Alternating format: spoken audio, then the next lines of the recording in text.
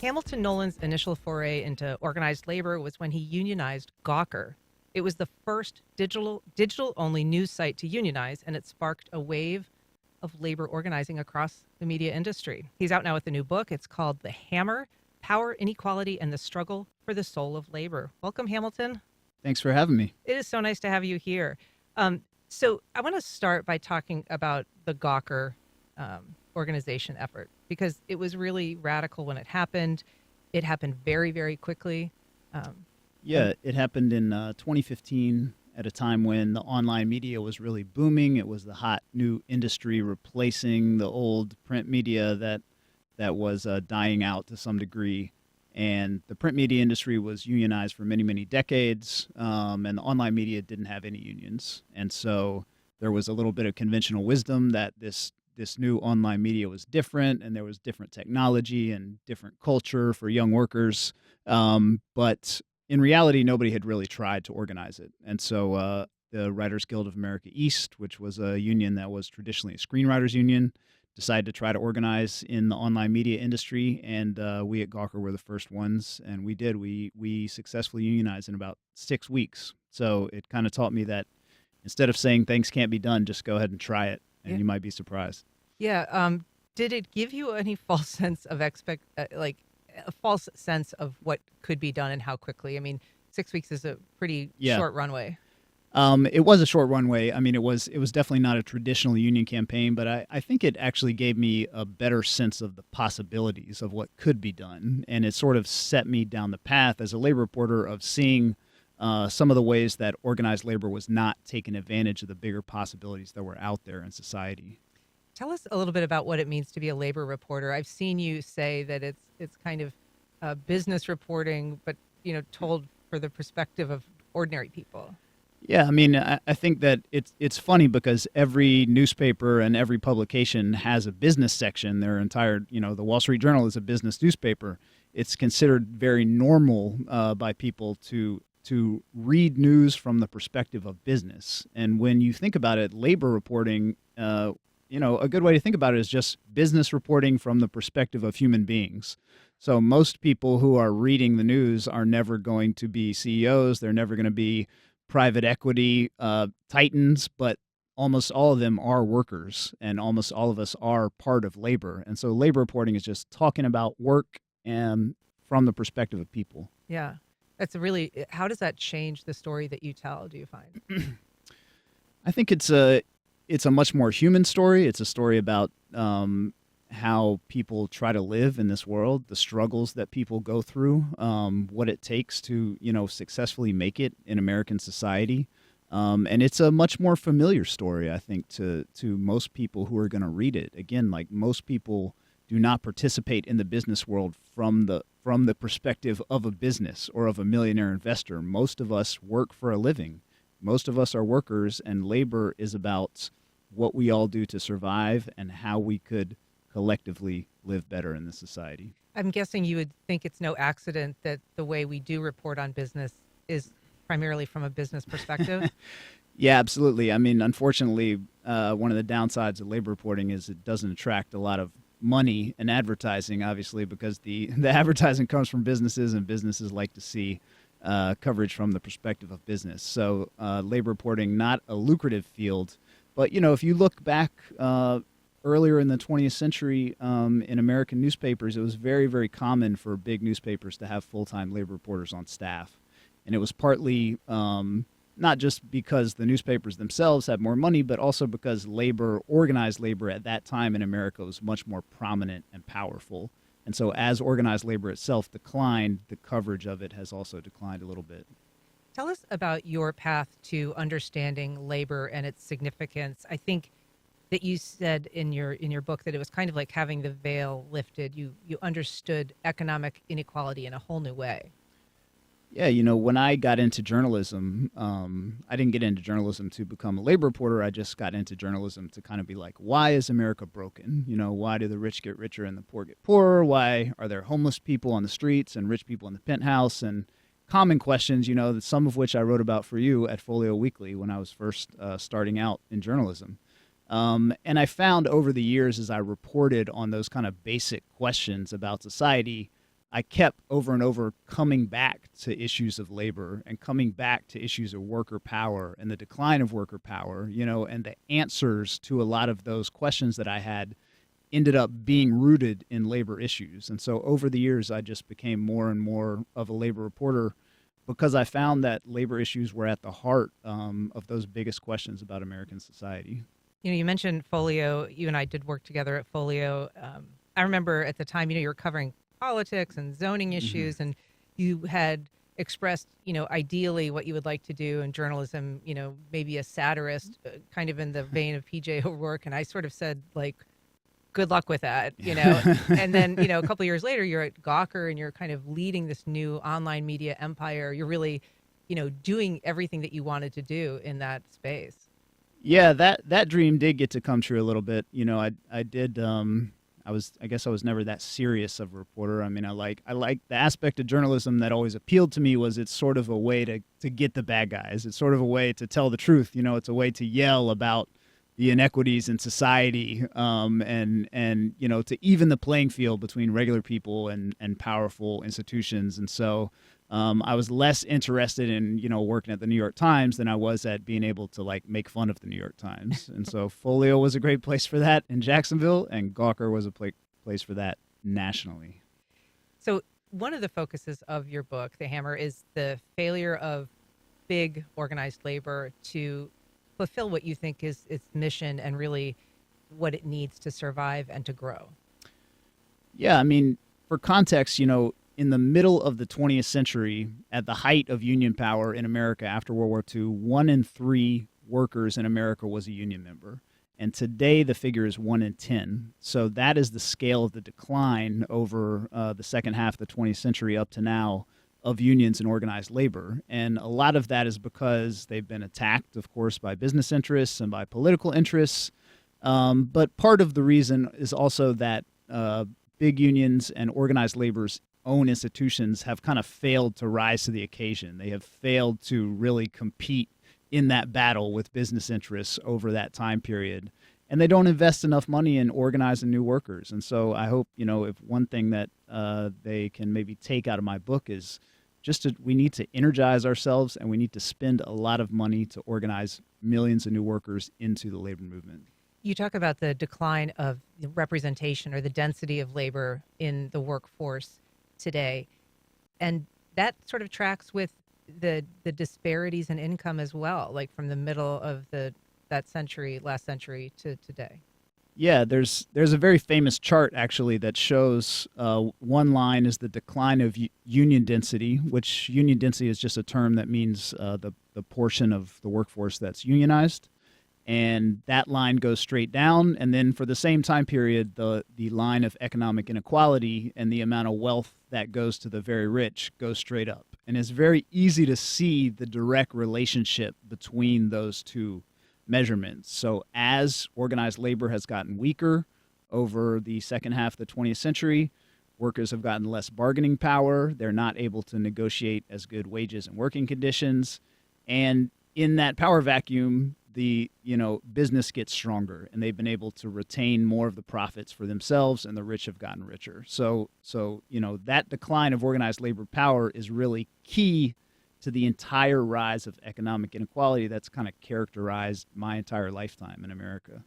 If you're just joining us, we are talking about the state of and the potential power of unionized labor. If you are part of a union or you're interested in starting one, you can call us on air at 904-549-2937. You can also email firstcoastconnect@wjct.org, or you can reach out on social media. We've got a call from Eric in Arlington. Good morning, Eric. Go ahead. Good morning. 2 points real quick. I think one reason that we kind of fall into this trap of paying so much attention to, or paying such little attention to labor, is that, in this country there's this sort of myth, this narrative that individuals shape, history in the world, and, Edison and George Washington and all the rest of it. But the truth is that we are all hopelessly, and I mean hopelessly, interdependent on one another. I mean, you getting, meat in the cooler at Publix, there's probably 15,000 people involved in that process. And so it's a myth that this thing of the individual is so important and the group isn't. That's problematic because it's a very strong myth in America. We see it right now with the election, with the presidential election. And my question is, in 1974, that was the point at which Americans had their highest standard of living. And there's another famous graph that shows that from 1974 on, it's basically standard of living is either stagnant or drops. And the 1% wealth goes up astronomically. I mean, the two things are so related, it's ridiculous to think that they're not. Why aren't people, the biggest question in the election, this is my question for you, the biggest question in this presidential election should be, why aren't we taxing billionaires and corporations anymore? But nobody, nobody in the media, or, you hear a little blurbs here and there, but this is the biggest thing. Should the IRS have their funding restored where they can, go after tax cheats? Thanks, Eric. I'm just gonna wrap it there. But he raises a really good point in terms of taxing, and it has changed.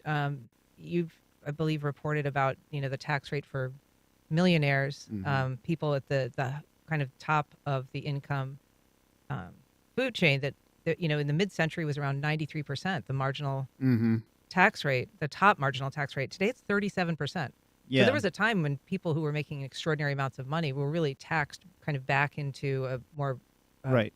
And all of this stuff goes together, right? The attack on organized labor and its power, not only did it hurt working people by not having unions, but it saps the political power of organized labor, which allows business interests to become more politically powerful and push down their tax rates and things like that. And the point that the caller made about the 70s being kind of the peak of shared prosperity in America, that was after 30 years of organized labor being very, very strong in the post-World War II generation. So, the golden age, ironically, the golden age in America that a lot of even Republicans like to hearken back to and be like, this is when times were good, in the 50s and 60s, that was produced by unions, and that was produced by the strength of labor to share the prosperity among all people. And what we have today is still a ton of wealth in America, but very much worse distribution of that wealth. Well, his point was, why don't we hear about this more? Why do you think we don't hear more about, raising taxes or, taxing billionaires? Why isn't that more of a discussion?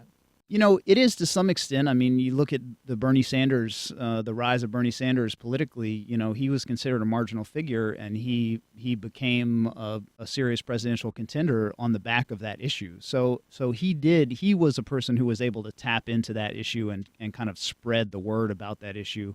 I think that a lot of Americans are generally dissatisfied with the world that economic inequality has produced, that we're all living in.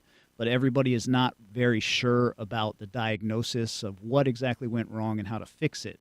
And so I absolutely agree. We need to spread that message of inequality that the Bernie Sanders campaign spread, and spread it more widely and educate people about how we got here in the first place. You have less faith, though, in politicians changing tax laws than you do in the labor movement to restore some measure of equality.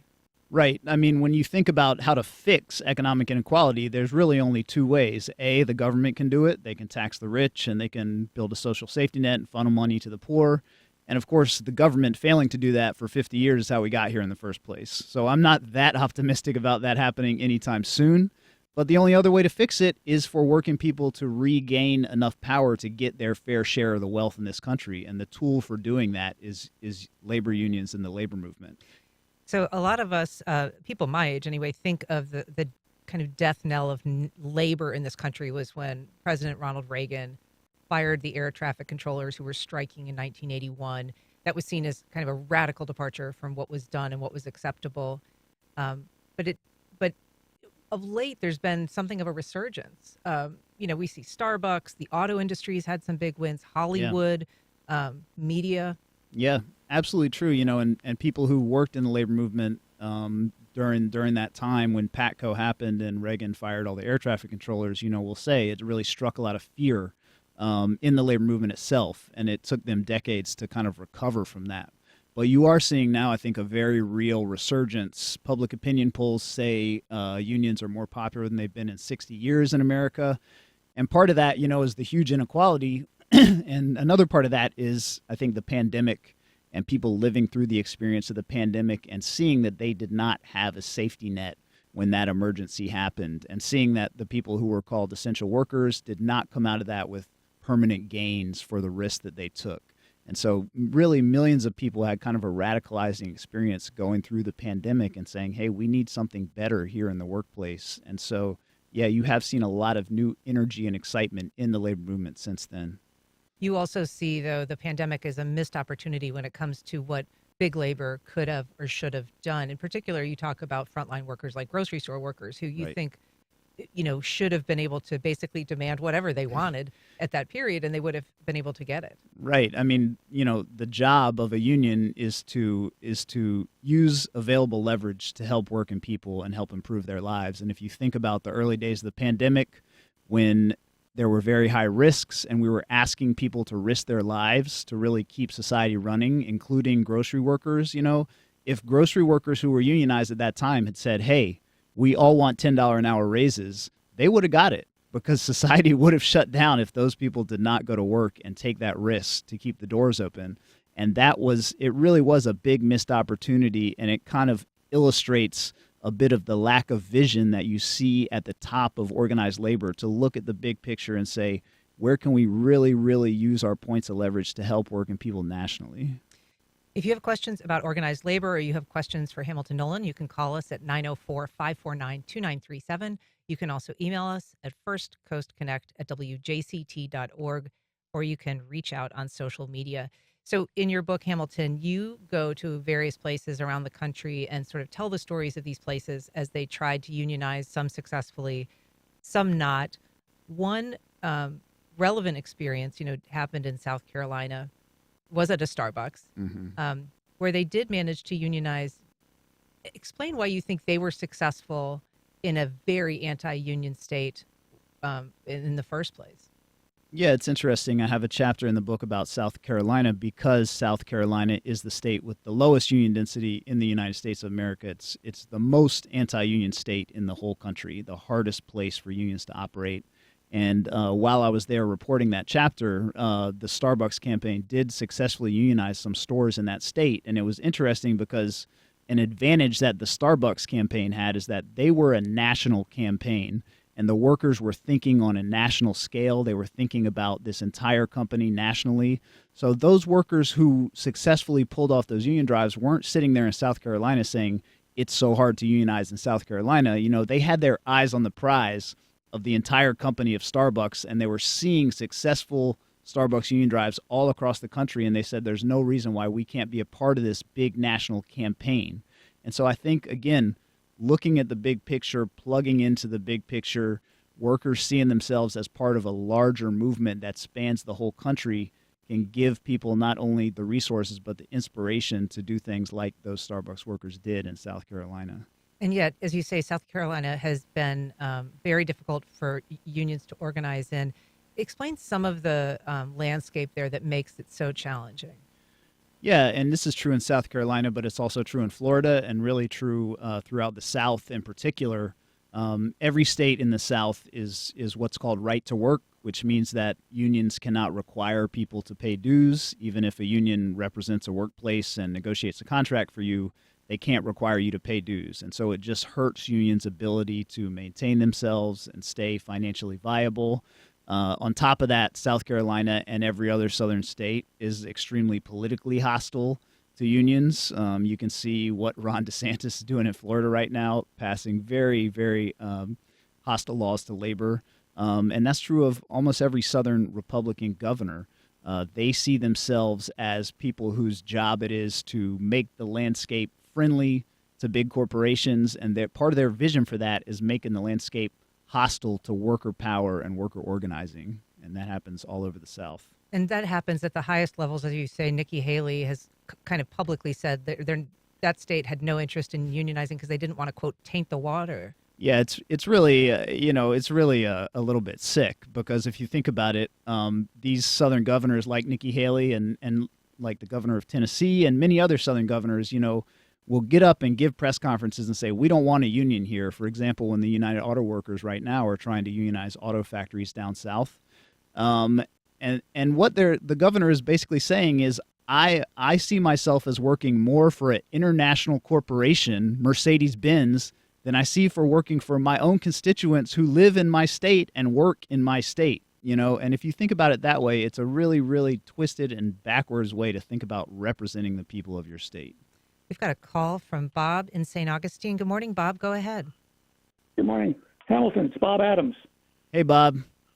Hey, it's ironic that I'd be calling you to discuss something I'd like to discuss with you last night. But I wanted to talk about my experience as a union member back just prior to the Patco debacle. On the level of the local, I always found it was, first of all, there was a lot of schadenfreude amongst the union members at the time of Patco, because Patco was a white-collar organization, and it's like the local members couldn't take it in that this was such a bad indication for labor as a whole. And my experience as a union member at that time, I was appalled at the racism on the local level, where I would go to meetings of the local, and there's a whole lot of discussion about how to keep blacks out of the local. I wanted to just get your thoughts about how to address that, as we move forward as a stronger and more progressive labor movement. Thanks, Bob. Yeah, well, it's very true, that organized labor itself has a long history of racism and many other flaws, like many other institutions in American society do. And it's always the work of unions to constantly police themselves and be better. And the nature of a union is that everybody in a workplace is in the union. So it's not you picking your 5 favorite people, it's everybody's in. And so there's going to be arguments, there's going to be disagreements, there's going to be political disagreements, But I think what I really focus on is like the institutional role of unions in America is to make this country a more equal place, a more fair place. And that is what they do in the big picture. And for everybody out there who is a union member, and I'm a union member too, it's our individual responsibilities to constantly within our own unions kind of police our own unions and try to push our own unions in the right direction. But over time, unions will push the whole country in the direction of more equality. In your book, you talk about a variety of examples of people who've been really passionate and moving this union effort ahead. And you talk about the need for people who are in unions, as you say, to continue to advocate, to continue to recruit, and to fight. You say that, fighting is really foundational to keeping and sustaining a union. But I mean, you're a fighter yourself, right? You were kind of a combative writer, but you also are a boxer. Yeah. It may not be everybody's interest in a fight, a lifelong fight. It's true, and I remember when we were first organizing unions in my own industry, when people have a lot of fear when you first start to organize, and they would say, are we going to have to go on strike one day? And when we first started, I would say, no, definitely not. Don't worry about it. And then a few years down the road, guess what? It's time to go on strike. And so I wish I hadn't said that in the first place. So I try to be honest about the fact that look, when I say we all have to fight, what I really mean is we all have to stand up for ourselves. Nobody is going to help you as a working person except for yourself and your coworkers and the power that you have of being in solidarity with your coworkers. So none of us want to be in a fight, especially not at work, but we all have to stand up for ourselves or you end up getting stepped on. So everybody has to have some point when you say, I will stand up for myself and represent my own interests. One of the extraordinary stories in your book is the effort in California to unionize childcare workers, which you can't really think of a more disparate, less organized bunch of people. I mean, this is not people who are working in daycares. This is in-home caregivers.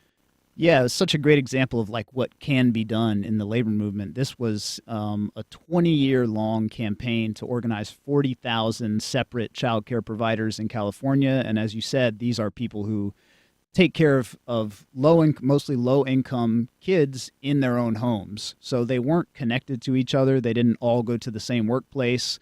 multiple unions had to spend literally decades going out throughout the entire state of California and organizing this huge group of mostly women, many immigrants, and at the same time, they had to get the state law changed in California because at that time, the law in California wouldn't have allowed that group of workers to collectively bargain. So a 20-year-long campaign, I spoke to women whose moms were there at the beginning of the campaign, and the mom retired, and the daughter went into the business, and the daughter was there at the end of the campaign, But it really is such a great story of sticking with it and having a big picture view, and ultimately they did succeed, and they now have a union contract. We've got a call from Susan in St. John's. Good morning, Susan. Go ahead. Thank you so much for allowing me to talk on the radio. I just appreciate these kind of conversations so much. And I just want to address the prior caller who asked about racism in the union, because your answer was perfect. It was honest. It was open. But we still need more work to do now about what happened then. And without our admitting the problems and the hindrance that made to people, and especially I experienced some conversations in Kansas City in the 90s where the union did not want to admit that there was any racism. Susan. And the workers did not want to admit that. And yet, when you look at the numbers, blacks were not welcome. Mm-hmm. Thank you, Susan. Hamilton. Yeah, again, it's very true. And a union is a democracy, right? A union is a little democracy in itself. And so the same way that you have to fight within society in our democracy in America to, for example, fight against racism and make governments better and make local governments better and state governments better, you also have to work within the union to make your union better, and there is a very, very rich and deep history of racism within the labor movement that went alongside racism within society as a whole, and a lot of what I write about today is unions that I think should be doing things differently, but the important thing is to get in the game in the first place by getting involved in a union and being able to push them in the right direction. We've got a call from John in Riverside, who is a union member. Good morning, John. Go ahead. Good morning. I'm third generation union, and I'm a gay man who's been out since the early 70s. And I want to say that the Communication Workers of America was protecting me in the 70s. I realize there is racism in there, but my experience with the communication, I worked for Bell South, was that that they did protect me. Also, there was racism at Bell South. But the black people joined the union and they worked their way into positions of power. My message to my fellow gay people, now that we're facing backlash, like with the Bud Light thing or Target being cowered into reducing their Gay Pride Month displays, is vote union and then work to get into positions of power. My grandfather was one of the organizers of the Bond Bread Company.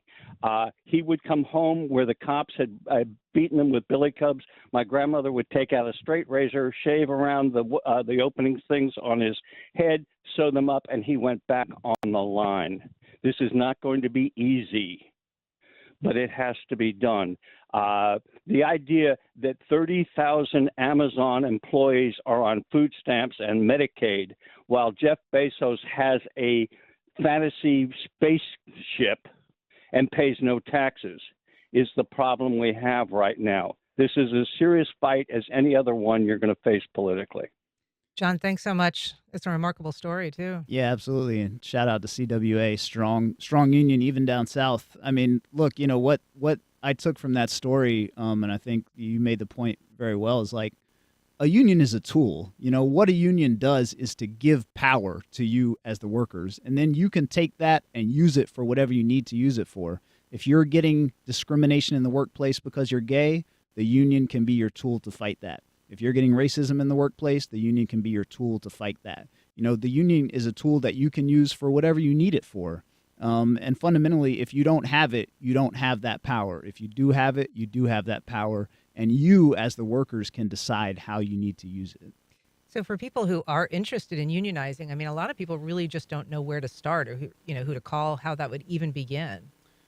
Yeah, it's actually a big problem. And I always tell people there's a great group called EWOC, EWOC, the Emergency Workers Organizing Committee, which you can look up and contact online. They will put you in touch with a union organizer. The AFL-CIO's website, you can connect with the union organizer. Those are two easy ways. Or talk to a union member and ask them to put you in touch. Or you can look me up and contact me, and I'll put you in touch with somebody. But I wish that we had a better infrastructure for getting people in touch with organizers. But if you do just a little bit of Googling, you can find that connection. Well, Hamilton Nolan, he's the author of The Hammer, Power, Inequality, and the Struggle for the Soul of Labor. He's also the publisher of the How Things Work Substack. Hamilton, it's great to see you again. Thanks so much for coming on the program. Thanks for having me. That was fun.